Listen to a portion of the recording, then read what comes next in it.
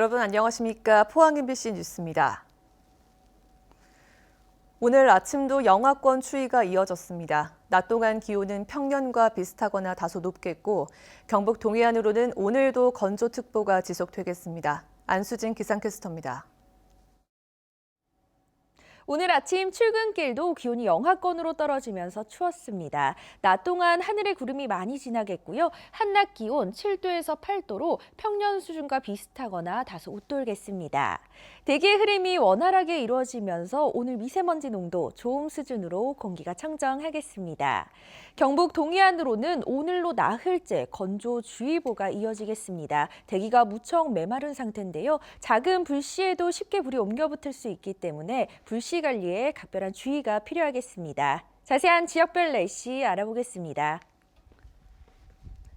오늘 하늘에 구름 많이 끼겠습니다. 낮 최고 기온 울진과 포항이 8도, 영덕과 경주가 7도입니다. 울릉도와 독도에도 구름 많이 지나겠습니다. 한낮 기온 울릉도 7도, 독도 8도입니다. 동해상으로도 구름 많겠고요. 중부 먼바다에는 가끔 비나 눈이 내리겠습니다. 바다의 물결 동해 전해상에서 최고 2m까지 일겠습니다. 주말까지는 흐린 하늘이 예상되고요. 토요일에는 곳곳에 빗방울이 떨어질 가능성이 있습니다. 날씨였습니다. 포항시는 SRF 시설과 관련해 굴뚝에서 배출되는 물질을 송풍기로 높이 쏘아 올려 환경에는 문제가 없다고 밝혀왔습니다. 그런데 인근 주민들은 굴뚝 연기가 높이 올라가지 못하는 영상을 제시하며 포항시가 거짓말을 하고 있다고 주장해 앞으로 논란이 예상됩니다. 박성아 기자입니다. 지난해 10월 포항시와 인근 주민들이 공동으로 참관한 상태에서 특수카메라로 SRF 굴뚝의 배출 물질을 촬영한 영상입니다. 연기가 위쪽으로 높이 올라가지 못하고 옆으로 퍼져버립니다. 포항시는 그동안 송풍기를 이용해 배출 물질을 120m까지 쏘아 올릴 수 있어 환경에는 문제가 없다고 밝혀왔습니다. 송풍기가 통풍력을 해서 쏴 올립니다. 그러면 이 통풍력에 의해서 한 120m까지 올라가서 결국은 189m에서 이 대기가 확산됩니다. 주민들은 굴뚝 영상을 근거로 포항시의 주장이 사실과 다르다며 진상을 명백히 규명하고 SRF 가동을 즉시 중단하라고 요구했습니다. 작년 10월 30일 날 OGI 카메라로 송경창 부시장이 이야기한 160m 송풍기로 쏘아 올린다는 그 거짓말인 게 밝혀졌습니다. 그래서 포항시가 이에 대한 부분을 명백히 밝히고 거기에 대해서 약속한 부분을 지켜야 된다 생각을 합니다. 주민들은 SRF 반대 집회를 계속 이어가고 인근 3개 초등학교에서 등교 거부 운동을 하는 등 다양한 방법으로 투쟁하겠다고 밝혔습니다.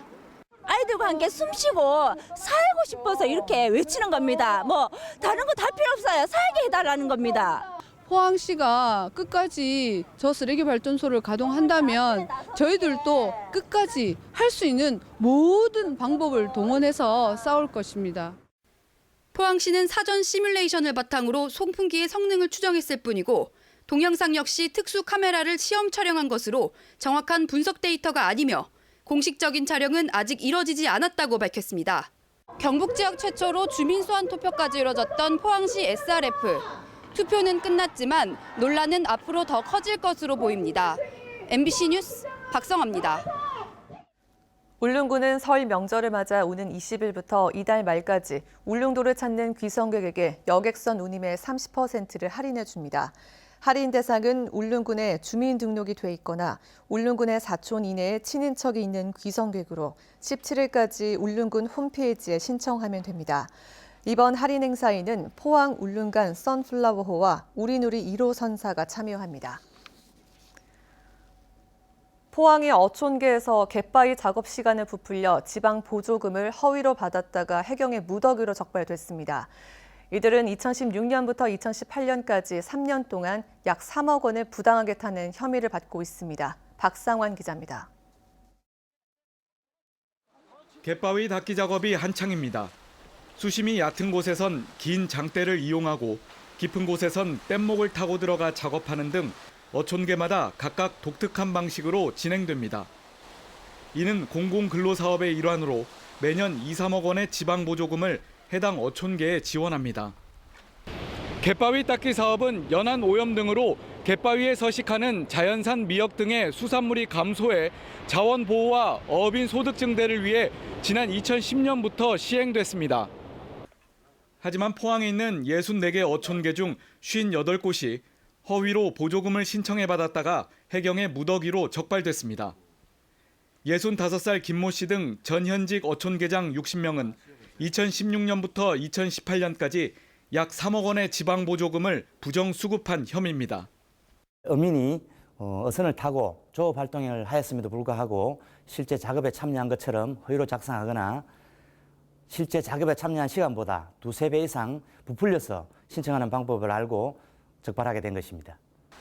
이렇다 보니 동장 이장보다 어촌계장의 입김이 더 무섭다라는 말이 나올 정도입니다. 해경은 사업을 관리 감독한 포항수협과 구룡포수협, 포항시를 상대로 유착이나 공모 여부를 조사할 예정인데 포항시는 관련성을 부인하고 있습니다.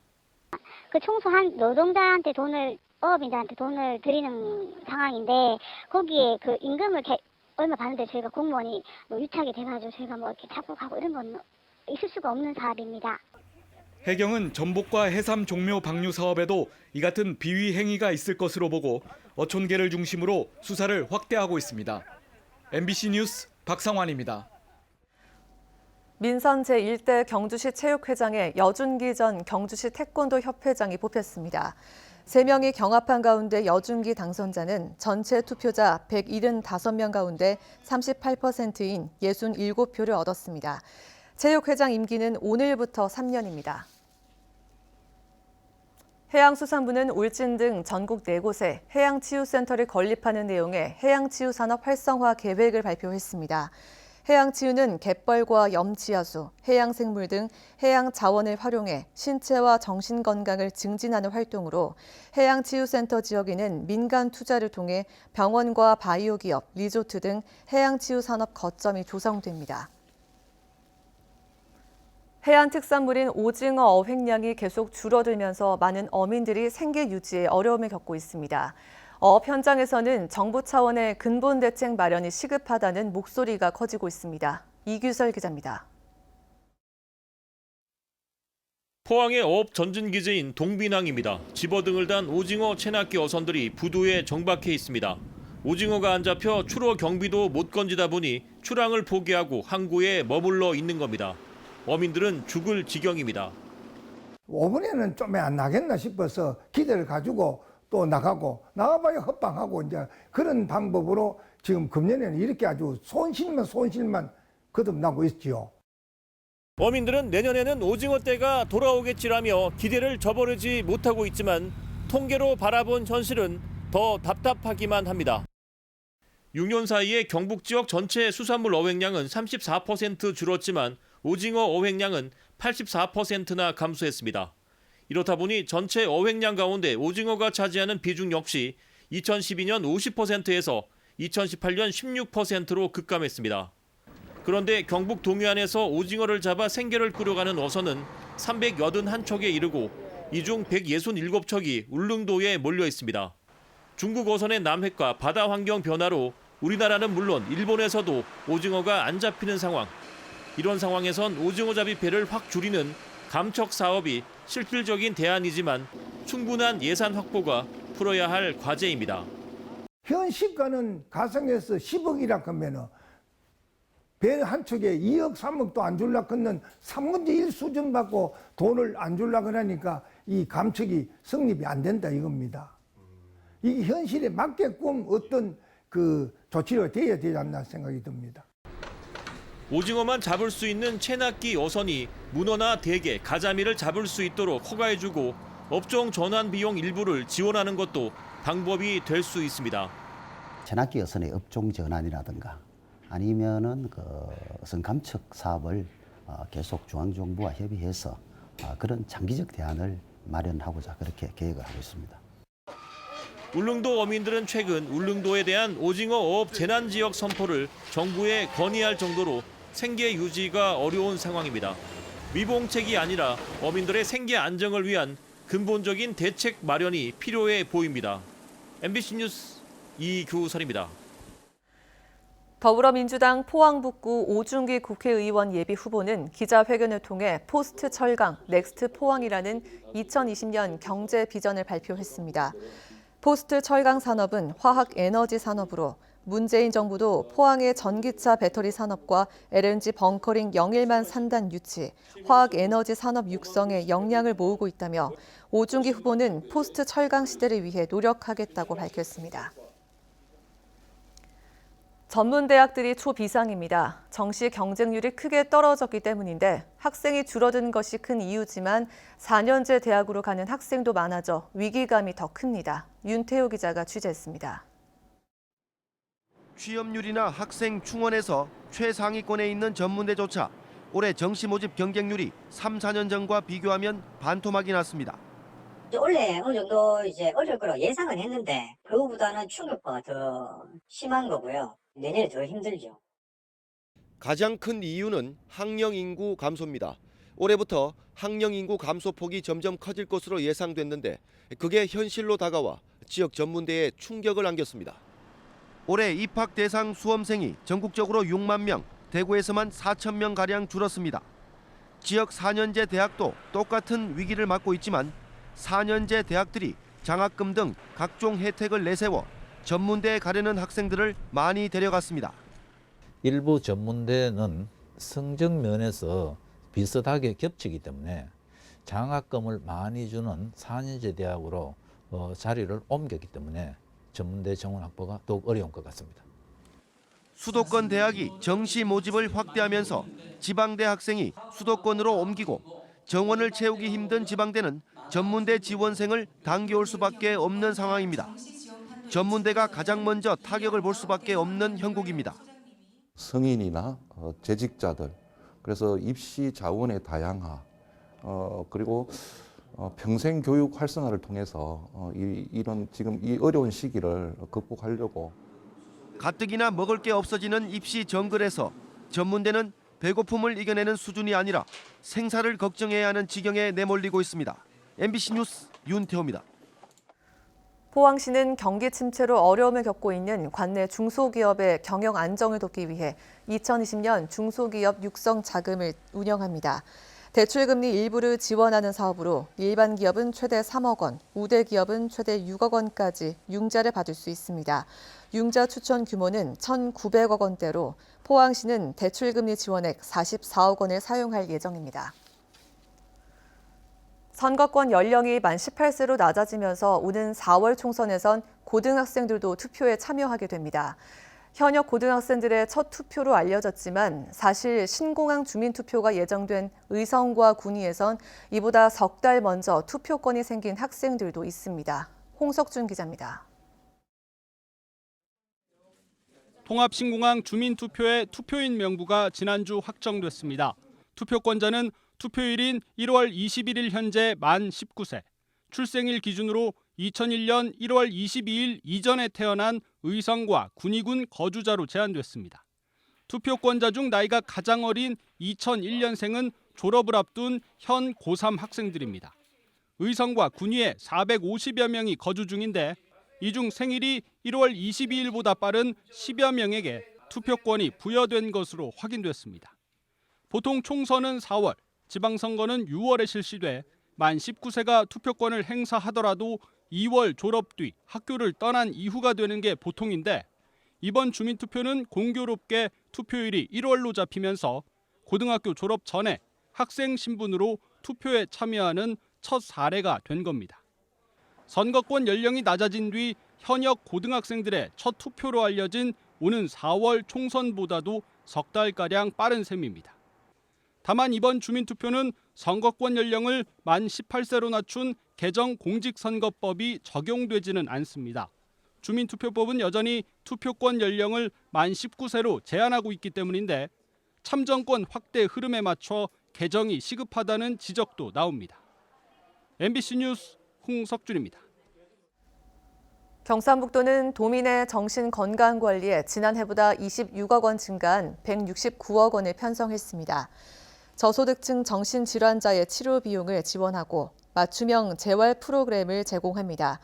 또 자살 예방센터와 응급 대응팀 운영을 통해 극단적 선택을 예방하는 사회 안정망 구축에 나설 계획입니다. 경북 동해안 지역의 실물 경제가 불황에서 벗어나지 못하고 있습니다. 한국은행 포항본부에 따르면 지난해 11월 기준 포항제철소 조강 생산량은 137만 4천 톤으로 전년도에 비해 2.3% 감소했고 포항 철강산단의 전체 생산액도 1조 460억 원으로 전년 대비 11.1% 줄었습니다. 품목별로는 1차 금속 산업의 감소폭이 확대된 가운데 조립 금속과 비금속, 석유화학의 생산액이 모두 감소했습니다. 농업도 이제 정보와 기술이 필요한 시대가 됐죠. 새해 벽두부터 새로운 영농 기술을 배우려는 농민들의 열기가 뜨거운데요. 전국 150여 개 농업기술센터에서 30만 명이 열공 중입니다. 김건혁 기자입니다. 면사무소에 마련된 강의실이 농업인들로 가득 찼습니다. 농약 허용 물질 목록 관리 제도, 이른바 PLS 교육이 한창입니다. 등록된 농약의 잔류 허용 기준을 통과해야만 농산물 출하가 가능하기 때문에 농약 선택이 중요한 과제가 되면서 농업인들의 관심이 높습니다. 작년에 견무늬 썩은병과 노린재 발생이 심하여 방제력에 대한 교육을 받고 싶어서 참석하게 되었습니다. 올해는 신청자가 많아 당초 계획했던 교육 인원을 훌쩍 넘겼습니다. 주요 품목인 사과, 고추, 벼에 대해서 농업 현장에서 작년에 가장 어려웠던 부분에 대해서 집중적으로 교육할 계획입니다. 한우 축사에서는 어떻게 하면 좋은 등급의 한우를 길러낼 수 있는지에 대한 현장 실습 교육이 진행되고 있습니다.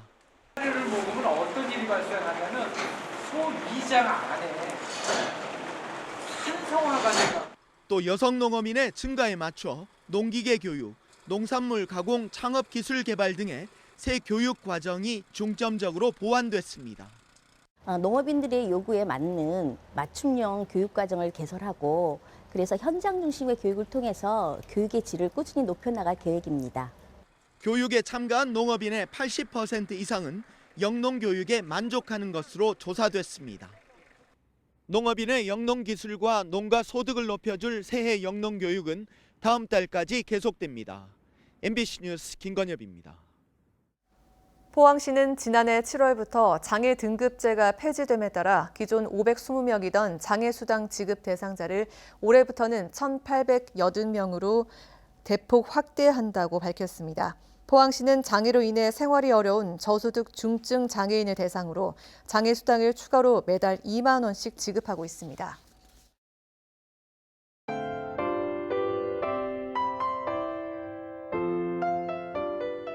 오늘 아침 출근길도 기온이 영하권으로 떨어지면서 추웠습니다. 낮 동안 하늘에 구름이 많이 지나겠고요. 한낮 기온 7도에서 8도로 평년 수준과 비슷하거나 다소 웃돌겠습니다. 대기의 흐름이 원활하게 이루어지면서 오늘 미세먼지 농도 좋음 수준으로 공기가 청정하겠습니다. 경북 동해안으로는 오늘로 나흘째 건조주의보가 이어지겠습니다. 대기가 무척 메마른 상태인데요. 작은 불씨에도 쉽게 불이 옮겨붙을 수 있기 때문에 불씨 관리에 각별한 주의가 필요하겠습니다. 자세한 지역별 날씨 알아보겠습니다. 오늘 하늘에 구름 많이 끼겠습니다. 낮 최고 기온 울진과 포항이 8도, 영덕과 경주가 7도입니다. 울릉도와 독도에도 구름 많이 지나겠습니다. 한낮 기온 울릉도 7도, 독도 8도입니다. 동해상으로도 구름 많겠고요. 중부 먼바다에는 가끔 비나 눈이 내리겠습니다. 바다의 물결 동해 전해상에서 최고 2m까지 일겠습니다. 주말까지는 흐린 하늘이 예상되고요. 토요일에는 곳곳에 빗방울이 떨어질 가능성이 있습니다. 날씨였습니다. 이상으로 포항 MBC 뉴스를 마칩니다. 여러분 고맙습니다.